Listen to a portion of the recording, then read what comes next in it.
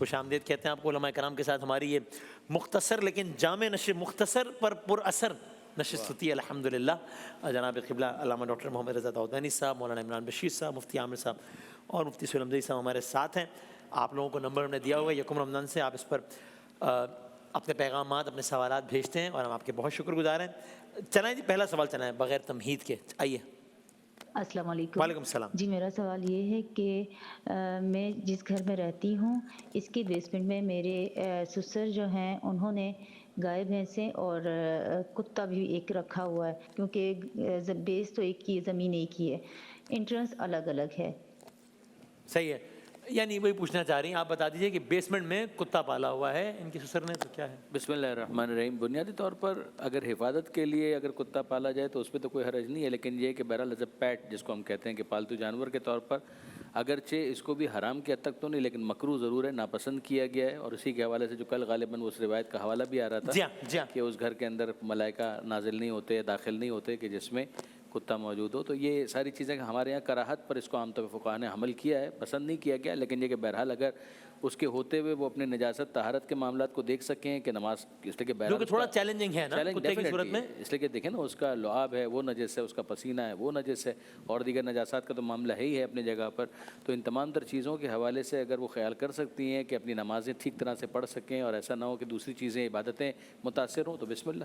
ٹھیک ہے. یعنی فقہ جعفریہ میں مثال کے طور پر اگر یہ جانور، یہ اسی جانور کی بات ہو رہی ہے، ڈاگ کی بات ہو رہی ہے، تو اگر مثال کے طور پہ کوئی، ابھی میں نجاست کی بات نہیں کر رہا، وہ تو ہے ہی نجس، کوئی پانی گرا ہے اس کے اوپر اور وہ پانی فرش پہ گرا ہے تو وہ پانی نجس ہوگا؟ وہ پانی نجس ہوگا. ٹھیک ہے، چونکہ کتے کو عین نجس مانا گیا ہے، کتے کو عین نجس مانا گیا ہے. خشک اگر ہاتھ اس کے اوپر پھرا دیں تو ہاتھ نجس نہیں ہوگا، لیکن اور کتا اگر ویسے ہی چل رہا ہے خشک زمین کے اوپر وہ بھی خشک ہے تو وہ نجاست سرایت نہیں کرے گی.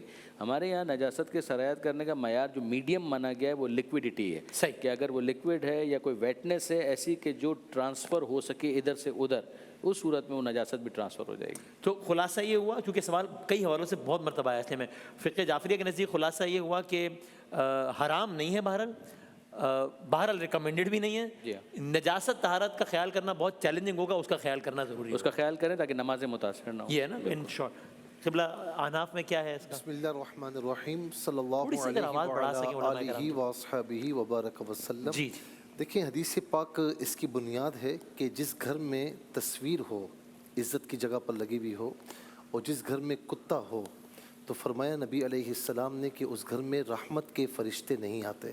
یہ واضح حدیث ہے ہمارے یہاں.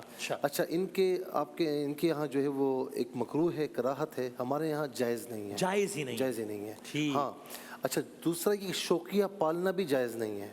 رائٹ. جی اس کو بھی ناپسند کیا گیا ہے. ہاں حفاظت کی غرض سے پالتے ہیں تو گھر کے باہر کوئی جگہ وغیرہ ہو تو وہاں پر اس کا ڈربہ وغیرہ یا پنجرہ وغیرہ جو بھی بنانا ہے وہاں بنا لیں. گھر کے باہر رہے حفاظت کے لیے تو اس کی اجازت ہے. اب بہن نے جو کہا کہ نیچے بیسمنٹ میں، اگرچہ یہ وہاں نہیں جاتی، سسر ہیں، لیکن وہ گھر کے اندر ہی کہلائے گا. یہ نہیں ہے جائز، احناف میں بالکل اس کی اجازت نہیں ہے. لیکن اب اس پرٹیکولر صورت میں اگر احناف کے نزدیک یہ حرام کے مرتکب ہو رہے ہیں تو یہ جو ان کے سسر ہے وہ مرتکب ہو رہے ہیں، چونکہ اگر یہ کہیں کہ میں کیا کر سکتی ہوں، یہ کچھ بھی نہیں کر سکتی. ان کو چاہیے کہ وہ اس کو باہر رکھیں. لیکن اب نہیں، کچھ رشتے خاموشی اختیار کر لیں، لڑنے کی ضرورت نہیں ہے. یعنی فقہی حکم کی جو خلاف ورزی ہو رہی ہے وہ حضرت کی جانب سے ہو رہی ہے، ان کی جانب سے نہیں ہو رہی، تو یہ بری الذمہ ہے. بالکل ٹھیک، بالکل ٹھیک. صحیح. آگے چلیں مفتی عامر صاحب، اس میں کوئی آپ نے ایڈ تو نہیں کرنا؟ نہیں. صحیح. آگے اگلے سوال کی جانب آئیں. السلام علیکم. میرا نام فاطمہ ہے.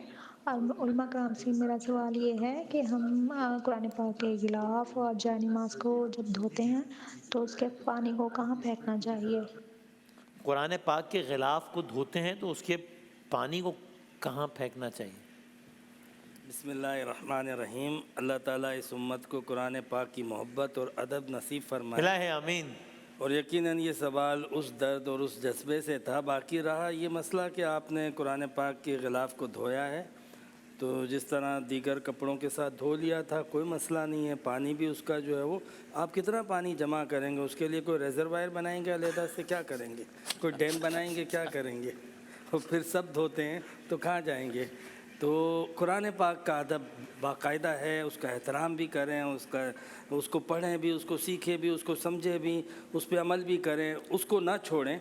لیکن یہ ہے کہ دھونے کے بعد جو پانی ہے اگر وہ آپ مکلف نہیں ہیں اس کے کہ آپ اس کو جمع کریں، اور دیکھیں جس چیز کی شریعت آپ کو تکلیف نہیں دے رہی ہے آپ بلا وجہ اپنے آپ کو اس کی تکلیف دے کے امت کے لیے مشکلات کے راستے نہ کھولیں. بالکل صحیح ہے. عمران بشیر صاحب اس پہ فرمائیے گا، چونکہ ظاہر ہے تھرو آؤٹ دا منتھ آپ لوگ یکم رمضان سے قرآن بینی کی بات کر رہے ہیں اس میں، تو اس پہ آپ فرمائیں گے کہ there should be a balance, کہ بالکل قرآن کریم کی اس صحیفے کی تکریم عزت میں کوئی دو رائے ہی نہیں ہے، یہ بالکل ہونا چاہیے. یہ بھی بہرحال نہیں ہونا چاہیے کہ اس عزت تکریم کے نام پہ، جو کہ بہت زیادہ ضروری ہے، انسان پڑھنا ہی کم کرے، چھوڑ دے کہ نہیں ابھی تو نہیں پڑھ سکتا نا، ابھی تو نہیں پڑھتا نا، ابھی تو جب اہتمام ہوگا تب پڑھوں گا، اور پھر وہ نوبت ہی نہ ہے. یہ بھی ایک ایکسٹریم ہے جو کہ بہرحال نہیں ہونی چاہیے. بسم اللہ الرحمن الرحیم. بالکل دونوں چیزیں غلط ہیں، کہ بالکل چھوڑ دینا وہ بھی غلط ہے، اور اس خیال سے کہ جب میں پورے آداب کا اس کے لیے دوسری زندگی لے کے آنی پڑے گی، کہ تاکہ پورے آداب اور وہ اعلیٰ درجے کے آداب یہ صرف شیطانی وسوسے ہیں. یعنی ظاہر اس کو کسی اور کتاب کی طرح بھی ٹریٹ نہ کی جائے، سب سے مقدس ترین کتاب ہے. آداب تو پورے جو اپنی ذات سے بڑھ کے بھی جو ہو سکتے ہیں، لیکن یہ کہنا کہ مجھ سے کچھ کمی کوتاہی ہو جائے لہٰذا میں پڑھتا ہی نہیں ہوں، ہاں تو یہ غلط بات ہے. نماز میں میرا دھیان نہیں پراپر ہو رہا تو لہٰذا میں نماز ہی چھوڑ دیتا ہوں. ٹھیک ہے، اب مجھے شک رہتا ہے کپڑے نجس ہیں تو میں بعد میں ایک ساتھ میں نے یہ بھی سنا، باقاعدہ میں نے سنا کہ مجھے تو شک ہوتا ہے کہ کپڑے نجس ہیں، تو پھر میں کرتا ہوں کہ میں رات میں جب گھر جاتا ہوں پھر ایک ساتھ ساری پڑھ لیتا ہوں صبح فجر سے عشاء تک کی. تو یہ بھی غلط بات ہے، اس کی بالکل اجازت نہیں ہے. تو لہٰذا یہ شیطان کا کام ہے. اعوذ باللہ من الشیطان الرجیم. اس کو کثرت سے پڑھا جائے اور کسی عالم مستند عالم کے ساتھ رجوع کریں تاکہ ان بیماریوں سے وہ نکل سکے. بالکل ٹھیک، مناسب. چلائیں جی اگلا سوال چلائیں. السلام علیکم. میرا سوال یہ ہے کہ کیا گھر میں اپنے بچوں کے ساتھ باجماعت نماز پڑھ سکتے ہیں، اور اگر پڑھ سکتے ہیں تو کیا اس کے پیچھے عورتیں بھی نماز پڑھ سکتی ہیں؟ کیا ہے فقہ جعفریہ میں اس کی گنجائش ہے یا کم ہے؟ بالکل گنجائش ہے، بالکل گنجائش ہے کہ وہ اگر نماز جماعت پڑھانے کے حوالے سے جو بنیادی مسائل ہیں ان کو جانتے ہیں، ان کی قیادت درست ہے، اور ان کے گھر والے جو ہیں ان کو عادل سمجھتے ہیں کہ آپ کوئی واجب نہیں چھوڑتے، کوئی حرام کے ارتکاب میں یہ ملوث نہیں ہے، تو جو شرائط ہیں ان کا خیال رکھتے ہوئے ان میں سے کوئی اگر ایک امام جماعت کے فریضے کو انجام دے اور پیچھے افراد کھڑے ہو جائیں تو بالکل نماز جماعت ہو جائے گی. خواتین بالکل آخری صف کے اندر کھڑی ہو جائیں تو اس طریقے سے نماز جماعت کا ثواب بھی ان کو مل جائے گا. ہاں بہرحال میں اس بات کی ضرور تاکید کروں گا کہ ایسا نہ ہو کہ اس روش کی وجہ سے مسجد میں جانا ہی بالکل ختم کر دیں، یا وہ موقوف ہو جائے یا کم ہو جائے، یہ نہ کریں.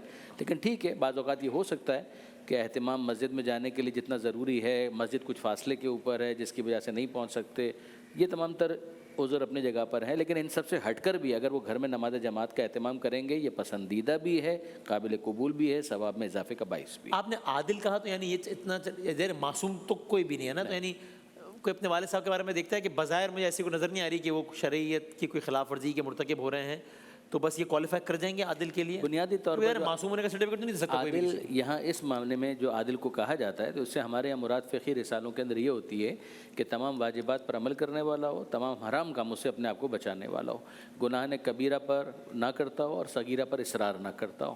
یعنی اگر ایسا کوئی انسان ہے تو پھر اس کو عادل کہا جائے گا. اس کا معیار کیا ہوگا کہ یہ شخص عادل ہے؟ مجھے کیسے پتہ چلے کہ یہ شخص عادل ہے؟ بظاہر ایک اچھا انسان ہو، یعنی حسن ظاہر کی بنیاد پر یہ ٹریٹ کیا جائے گا. اتنے افراد نماز پڑھ رہے ہیں اس کے پیچھے تو اندازہ ہو جاتا ہے کہ نہیں یہ سارے کے سارے پڑھ رہے ہیں تو انشاءاللہ یہ اچھا ہوگا. ایک تاثر، ایک امپریشن اگر آتا ہے تو ہمارے یہاں اتنا بھی کافی ہے اس کو عادل ایزیوم کرنے کے لیے. مناسب. ٹھیک. قبلہ یہ حناف میں جی دیکھیں، یہاں پر نا میں عام طور پر کہیں سفر میں ہوتا ہوں یا خاص طور پر حج کے سفر میں، تو وہاں ہر کسی کو شوق ہوتا ہے کہ وہ امامت کروائے. پتہ کچھ نہیں ہوتا. اچھا غلطی ہو گئی، کہاں پر سجدہ سہو واجب ہے، کس چیز سے نماز فاسد ہو جاتی ہے، یہ کچھ پتہ نہیں ہوتا. تو امامت کی شرائط اگر پائی جا رہی ہیں، آپ کو قرآن شریف صحیح پڑھنا آتا ہے، تلفظ صحیح آتا ہے، اور آپ کو معلوم ہے کہ کن چیزوں سے نماز ٹوٹ جاتی ہے، کن واجبات کو چھوڑنے سے سجدہ سہو واجب ہوتا ہے یا فرض میں تاخیر کرنے سے، یہ تمام مسائل آپ کو آتے ہیں. اور اس کے بعد بھی ترجیح یہ ہونا چاہیے کہ آپ نے مسجد میں جماعت کے ساتھ نماز پڑھنی، کہیں رہ گئی ان کیس کہ آپ جماعت کے ساتھ پڑھنے کے عادی ہیں، رہ گئی تو پھر آپ گھر میں جماعت قائم کر سکتے ہیں. لیکن اس کی عادت نہ بنائیں، عادت آپ کی مسجد کی ہونی چاہیے. مساجد ویران نہ ہو. جی مساجد ویران نہ ہو. اگر وہاں رہ گئی تو پھر آپ گھر میں کروا سکتے ہیں، کوئی مسئلہ نہیں ہے اس میں.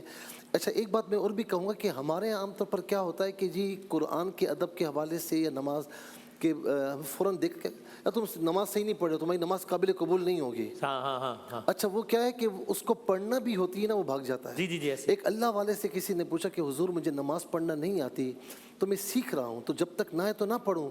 تو فرمایا بیٹا جب تک نہیں آتی نا پھر بھی پڑھ, اس کے رجسٹر میں تیرا نام آ جائے کہ یہ آیا تھا. کیا بات, واہ حاضری لگی ہے جی, واہ صحیح ہے. چلائیں جی اگلا سوال چلائیں مفتی عامر صاحب سے.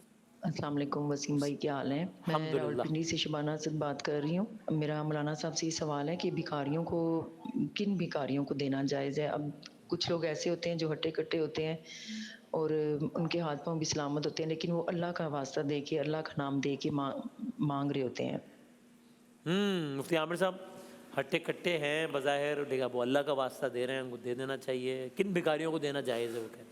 بسم اللہ الرحمن الرحیم. دیکھیں اللہ تعالیٰ نے اگر آپ کو وسعت دی ہے تو کسی کو بھی خالی ہاتھ نہ لوٹائیں, ٹھیک ہے نا.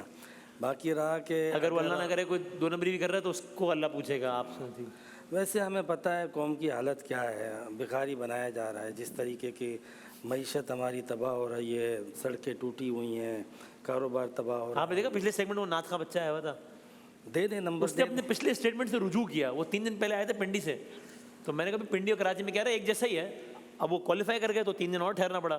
کہنے لگے جی انہوں نے اپنے رجوع کیا. انہوں نے کہا وسیم بھائی اس وقت میں کراچی گھوما نہیں تھا, اب گھوماؤں بھائی جان, یہاں کی سڑکیں تو بہت خراب ہیں. میں کہا چلو جی, تو یہ تو بہرحال بہت سارے لوگ ہیں جو تکلیف میں ہیں, بظاہر ہٹے کٹے نظر آ رہے ہیں, ان کے پاس کام نہیں ہے, اس بات کو بھی تسلیم کریں. ہاں آپ کے پاس لمیٹڈ فنڈ ہے اور آپ چاہتے ہیں کہ میں سب سے زیادہ حقدار کو دوں, تو واقعتاً آپ معذور دیکھیں گے, سفید کالر دیکھیں گے, جن کے یہاں بچیاں ہیں آپ ان کو دیکھیں گے, تو پھر آپ ان کو پریفر کریں گے. لیکن آپ کے پاس وسعت ہے تو پھر اس وقت قوم میں بہت ساری پریشانی ہے, تکلیف ہے. اچھے بھلے لوگ بے روزگار ہیں, وہ کمانے جاتے ہیں, الٹا ادھر ادھر 4 پیسے دینے پڑتے ہیں ان کو مختلف جگہوں پر, اور لینے کے دینے پڑ جاتے ہیں, ان کے پاس کچھ نہیں بچتا ہے. بہت زیادہ خرچہ ہو جاتا ہے, مزدوری کرنے جاتے ہیں, تکلیف اٹھا کے آتے ہیں, حاصل کچھ نہیں ہوتا. صحیح ہے. تو تھوڑا سا ہمیں مطلب یہ کہ ہیلپ بھی کرنی چاہیے, جو مخیر حضرات ہیں اس سسٹم کو تبدیل کرنے میں بھی جو ہے وہ حصہ لینا چاہیے کہ بھائی کسی طرح. دیکھیں یہ بہت بڑی ذمہ داری ہے, بہت بڑی ذمہ داری ہے. جہاں پہ آپ روزگار کے ذرائع مسدود کر دیں گے, وسائل پر قابض ہو جائیں گے, لوگوں تک جو ہے وہ رزق پہنچنے نہیں دیں گے, یا ان کی رسائی جو ہے وہ روزگار تک نہیں ہونے دیں گے, تو وہ سوسائٹی تباہ ہو جائے گی. اور یہ تباہی بالآخر ان لوگوں تک بھی پہنچے گی جو اس کے ذمہ دار ہیں. ایسا نہیں ہے کہ وہ اپنے محلات میں محفوظ رہیں گے. صحیح ہے. تو خدا را اس قوم کو تھوڑا سا راستہ دو, اور قوم سے بھی درخواست ہے کہ اللہ تعالیٰ سے معافی مانگے, انشاءاللہ حالات بہتر ہوں گے. انشاءاللہ. کوئی کامنٹ آپ دونوں کر دیں, بس بریک کریں. ایک گزارش یہ تھی کہ جو گینگ ہے نا مافیا, ان کو ڈسکریج کریں, ان کو تو کم سے کم ڈسکریج کریں.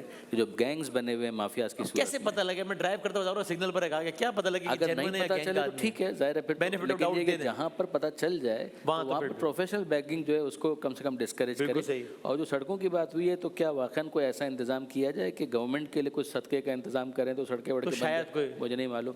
ہمارے ایک دوست ہیں وہ کہہ رہے تھے کہ کراچی یونیورسٹی کا جو یونیورسٹی روڈ ہے اس پر چلتے ہوئے احساس ہوتا ہے کہ سارے میزائل ادھر گر رہے ہیں, وہ جو کہیں اور نہیں گر رہے, سارے میزائل ادھر گر رہے ہیں. اور وہ مطلب اللہ خیر کرے, وہ دعاؤں سے ہی ہو سکتا ہے, وہ بس وہ معاملہ حل پتہ نہیں کہ جیونا. قرآن پاک کی آیت مبارکہ مسائل فلا تنہر, کہ جب کوئی سوال کرنے آ جائے تو اسے جھڑکا نہ کرو. دیکھیں وہ مستحق ہے یا نہیں ہے, کم از کم ہم جو بعض دفعہ بڑی بدتمیزی سے پیش آتے ہیں, بھی اللہ نے تمہیں آج گاڑی پہ بٹھایا, وہ قادر ہے کہ تمہیں بھی سڑک پہ کھڑا کر دے, تو بدتمیزی سے پیش آنے کی ایک تو اجازت نہیں ہے, نمبر 1. نمبر 2, جو ضرورت مند نہیں ہے اور پھر بھی مانگ رہا ہے تو فرمایا وہ جہنم کے انگارے مانگ رہا ہے. یہ ان کے لیے پیغام ہے, اور ان کے لیے یہ پیغام ہے کہ یہ جھڑکنا نہیں. ایک ہمارے استاد محترم اپنے بیٹے کے ساتھ جا رہے تھے, تو بیٹے سے کہا فقیر کو دے دو, تو آپ خود متوجہ ہو کہ کسی اور چیز کی طرف, تو بعد میں دیکھا تو فقیر ویسے کہا کہ دیا نہیں. کہا با جان یہ مستحق نہیں ہے. کہا بیٹا جس گاڑی میں ہم بیٹھے ہیں کیا ہم اس کے مستحق ہیں؟ وہ جب ہمیں بغیر استحقاق کے دے رہا ہے تو ہمیں تو چل کے جانا چاہیے. اگر ہمارے پاس کوئی چل کے آ رہا ہے تو اپنی سعادت سمجھ کے, اور ایک گزارش سمجھو گا کہ جب بھی صدقہ خیرات دیا جائے تو اگلے پہ احسان چڑھا کے نہ دیا جائے, بلکہ اپنی سعادت سمجھتے ہوئے اس کو دیا جائے. جزاک اللہ, بہت بہت نوازش. تمام علماء کرام کا بہت شکریہ. انشاءاللہ سار کے دسترخوان میں ایک اور مختصر نشست ہوگی. ہم آتے ہیں بریک کے بعد کوئی سیگمنٹ کے ساتھ انشاءاللہ.